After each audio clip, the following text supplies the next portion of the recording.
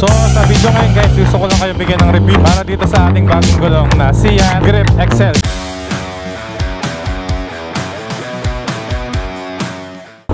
So ayun guys, what's up sa inyong lahat? So gabi na naman yung biyahe natin, no? Tulad ng dati, hopefully nakikita nyo yung video ko. Medyo maliwanag naman eh, tsaka malakas yung ilaw ko. So sa video ngayon guys, gusto ko lang kayo bigyan ng review para dito sa ating bagong gulong na Siat Grip XL, kung di ako nagkakamali.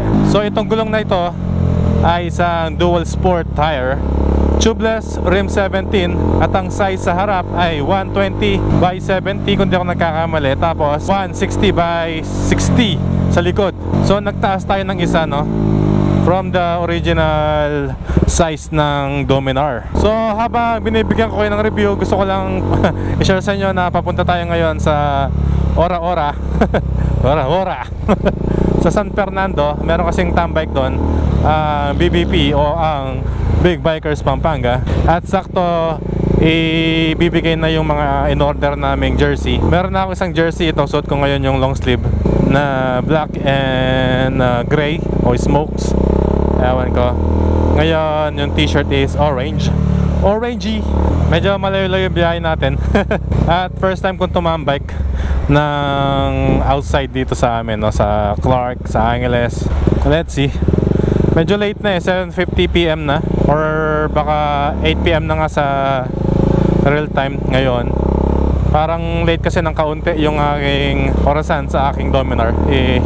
Ayusin ko na lang. First time ko mag-review ng gulong, so hindi ko alam kung ano magsasabihin ko sa inyo. Siguro sabihin ko na lang kung ano yung na-experience ko, ano yung nag-iba, at ano yung nagustuhan ko, at yung hindi ko nagustuhan. Unang-una yung pagka-grip niya, no? Talagang bagay na bagay sa kanya pangalan niya na Grip XL, no? Ng Siat. Sa hindi pala nakakalam, ang Siat is isang brand ng gulong sa India.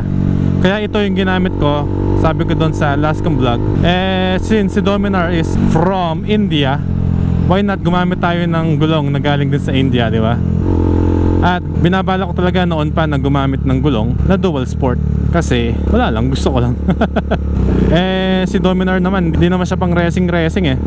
Hindi naman siya pang mabilisan, talagang pang convenient lang siya. And for me, ginagawa ko siyang parang adventure bike. So unang-una yung grip niya, yon, sobrang ganda. Talagang feel na feel mong kumakapit siya sa mga daan kahit basa, dahil sa lalim ng mga groove niya. Siyempre nanibago ako, medyo natatakot ako kasi nga iba yung pakiramdam. Yung akala ko may slide ako pero hindi pala. Ganun lang pala talaga yon. So ginamit ko siya ng magdamag ng isang araw kasama ko yung asawa ko. So tinry ko siya sa iba't ibang klaseng daan. Ito na nga pala tayo sa NLEX. Kasi kung dadaan ako MacArthur, Diyos ko, mamaya pa ako dadating, baka di ko na sila abutan. Exit tayo ng San Fernando. So yun, gustong gusto ko.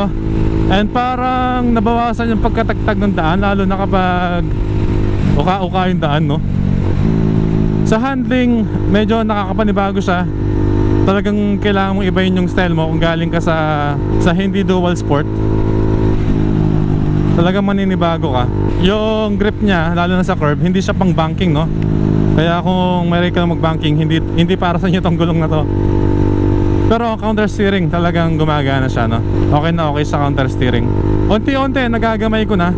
Tapos isa pa sa nagustuhan ko, yung taas niya. Tumaas pa na si Dominar, no? Di naman ganun kataas si Dominar noon. Mas tumaas lang siya kasi napansin ko nung nagpark ako, pagbaba ko nung side stand, para akong matutomba pero hindi pala. So yun pala yun, medyo tumaas siya kasi yung groove niya is medyo tumaas nga. Tapos yung design niya, medyo okay naman, medyo decent, futuristic ng kaunti. Hindi siya yung typical na dual sport na parang balat ng Cobra, yung parang pa-diamond ganon, or octagon. Hindi siya ganon. Medyo okay siya, maganda, no? Focus muna ako dito sa expressway guys. Balikan ko kayo doon sa exit. Shing! Okay guys, San Fernando exit na. Actually kailangan ko muna mag-Google Map. Hindi ko alam saan yung pupuntahan eh. Grabe, tumaas na talaga yung toll. Ito muna tayo dito. Ito, samahan natin si kuya. Okay guys, ayon sa Google, 5 minutes away lang. Diretso ba tayo? Di ko alam. Ayaw gumalaw ng Google. Hoy, hoy.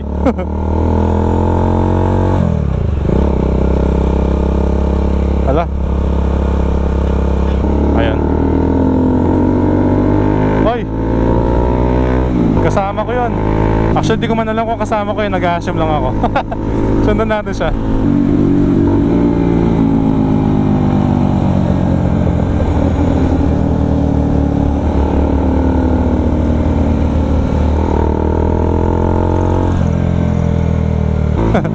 Nag-assume na kasama. Uminto na yata doon. Guys hanapin ko lang.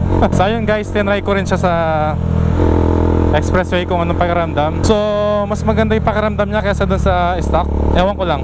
Siguro para sa akin lang. Sabi sa Google Map, dito lang daw tayo sa kanan. Oo, medyo mas comfortable ako gamitin to. O dahil bago, hindi ko alam. Pero siguro dahil mabigat ako, malaki ako, kaya mas comfortable sa akin. Dito daw eh. Ito nga. So guys, hanapin ko muna yung mga kasama ko. And balikan ko kayo mamaya. Kaya silang park. Ayun na, ora-ora. Ito, daming big bike. Dito na tayo sa likod. TRK.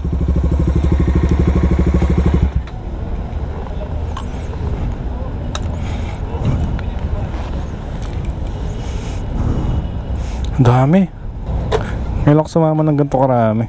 Kala ko ako lang maliliit. Dami pala sa picture kasi kanina. Medyo konti lang sila eh. So marami din palang umabol. Okay guys, balikan ko na lang kay mamaya. Ciao. A few inches later. Okay, uwian na. So sabay na rin ako sa iba. Ano kaya mag-U-turn dito? Alam ko na. Dito. Ayun guys, okay naman tambay. Wala akong masyadong kilala. Ang daming dumating. Kumuha din ng mga t-shirt. Mga kilala ko lang doon is yung mga admin eh.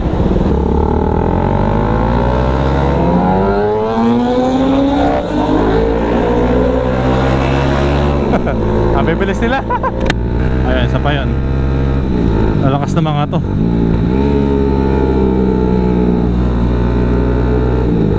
Sabay ako sa kanila. Kahit may iwanan nila tayo.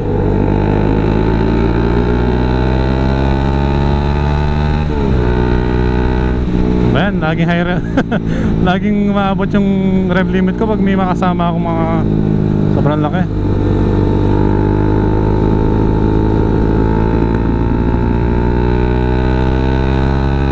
Ano pa bang masasabi ko dito sa Seat na to? Bukod sa mura na, known brand din siya sa India.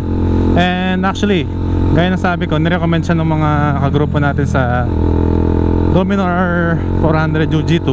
Kaya talagang tiwala ako sa mga suggestion nila, no? Kasi mga expert yung mga yun eh. Tsaka kadalasan yung mga na-experience ko sa motor ko, alam na alam nila. Tapos meron ding magandang gulong yung Seat na hindi dual sport. Tignan nyo na lang guys. Meron silang official store sa Shopee.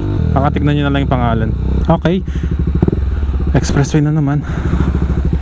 Ano nga tayo?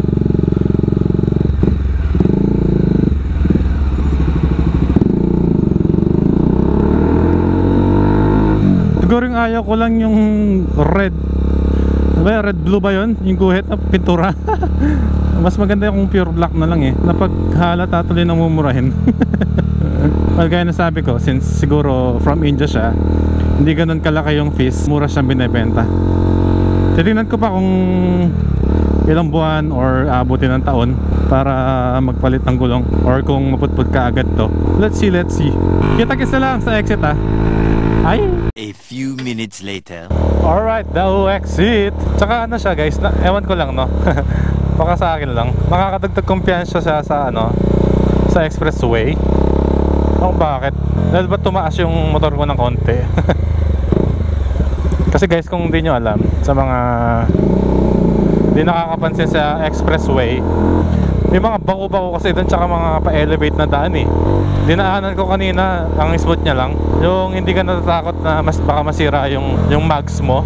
Ayun, for me okay na okay siya for now. Ilang araw ko na rin siya ginagamit. Ngayon, kung gusto niya ng gantong gulong din, ganto, syempre add ko na lang yung link sa comment section. Tapos kung gusto niyo ng ibang style at ibang size, eh browse nyo na lang yung page nung or yung store ng seller.